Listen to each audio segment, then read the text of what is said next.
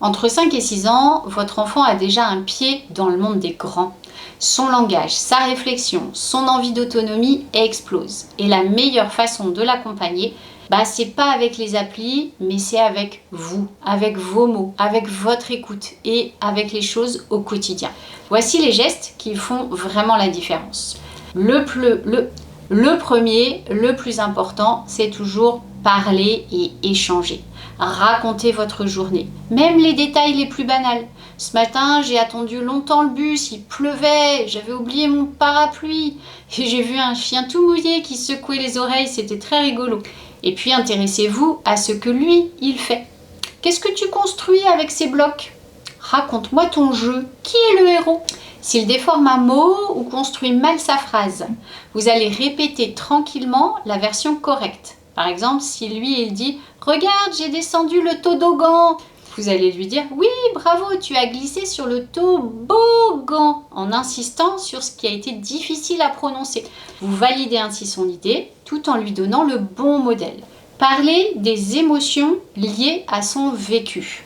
Tu étais en colère quand ton ballon a éclaté, je comprends. Tu es fier d'avoir fini ton dessin, ça se voit. Ça l'aide à identifier et à mettre des mots sur ce qu'il ressent. Un pas clé vers la régulation émotionnelle. Vous allez valoriser avec précision. Le simple « c'est bien » motive moins qu'un complément ciblé. Tu as bien rangé les cubes, c'est super. Tu as pensé à fermer la fermeture tout seul, bravo. Ça renforce la confiance et ça montre exactement ce qui est réussi. Et ça lui donnera envie de recommencer ce qu'il a bien fait. Important, toujours, lisez tous les jours une histoire. Un rituel d'histoire au coucher, c'est un vrai trésor. Ça nourrit le vocabulaire, la curiosité, l'imagination. Et même si c'est la 40e fois qu'on lit Gruffalo, chaque lecture a son importance.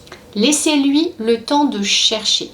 Quand il se heurte à un problème, à un puzzle qu'il a du mal à terminer, une fermeture éclair récalcitrante, résistez à l'envie d'aider ou de faire à sa place. C'est pendant ces temps d'essai-erreur que son cerveau apprend à trouver des solutions. Mettez en place des routines et un emploi du temps visuel. Vous pouvez fabriquer ça avec votre enfant en faisant des dessins, des choses à faire et ensuite vous l'installez dans un endroit où il va pouvoir le consulter facilement sur la porte du frigo ou la porte de sa chambre. Comme ça, il pourra facilement aller voir ce qu'il doit faire. Le matin, vous faites un petit dessin pour s'habiller, pour préparer son sac et le soir, vous faites un petit dessin du pyjama, de se laver les dents. Voilà, toutes les tâches du quotidien qu'il doit commencer à faire tout seul. Ça va l'aider petit à petit à devenir de plus en plus autonome. Ce qui est bien aussi, c'est de l'impliquer dans la vie de la famille. Demandez-lui son aide et son avis pour, par exemple, préparer un pique-nique, faire la valise, choisir le menu du soir. Est-ce que tu préfères qu'on mange des haricots verts ou des petits pois ? Il peut aussi décider de ce qu'il veut organiser pour son anniversaire. Qui est-ce qu'il a envie d'inviter ? Qu'est-ce qu'il a envie comme jeu ? Il va se sentir utile, il va gagner en autonomie et puis surtout en fierté qu'on lui ait demandé son avis. Il est important d'offrir un cadre de confiance avec des règles et des repères clairs et qui soient toujours les mêmes. L'enfant, il a besoin de limites rassurantes. Toutes les règles que vous mettez, les routines du matin et du soir, mettre son casque à vélo, la politesse, tout ça c'est important. Pour grandir et pour que votre enfant se sente bien, il doit pouvoir se reposer sur vous, car vous savez ce qui est bon pour lui. Et tenez ce que vous dites. Si par exemple vous dites « tu peux faire ce petit jeu sur le téléphone pendant 10 minutes », mettez un minuteur et respectez ce que vous avez dit. Si vous dites « je vais me fâcher si dans 5 minutes tu n'as pas mis ton pyjama », fâchez-vous si c'est pas fait. Sinon, vos paroles ne seront plus crédibles. Votre enfant ne vous croira plus et ne vous écoutera même plus quand vous lui direz ou demanderez quelque chose. Et alors les écrans à cet âge ? Souvent c'est déjà des grands copains, dessins animés, tablettes, consoles. Alors le but n'est pas de les bannir, mais de poser un cadre solide pour que ça reste un bonus, mais pas une habitude qui grignote tout le reste. Alors la règle d'or numéro 1, c'est maximum 1 heure par jour. La deuxième, c'est jamais en totale autonomie. À cet âge-là, ils ont encore besoin d'être accompagnés.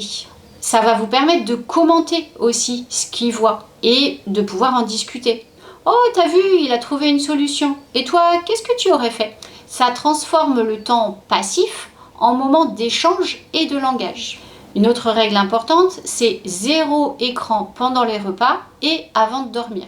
Le repas, c'est un moment pour parler, pour sentir, pour partager, pour goûter aussi les plats que vous avez faits, mais pas pour rester hypnotisé. Puis le soir, la lumière bleue, ça excite le cerveau, ça gêne sur l'endormissement. Le soir, on privilégie une histoire, un câlin. On va aussi choisir le contenu adapté et varié en fonction de son âge. Des dessins animés doux, des documentaires courts, des applications éducatives. Vous trouverez ici des suggestions chaque semaine. Et surtout, on propose des alternatives. Plus on offre d'autres activités, aller au parc, des jeux de société, du bricolage, des histoires, et moins l'écran devient le seul réflexe. Chaque semaine, ici, on va vous donner plein d'idées différentes.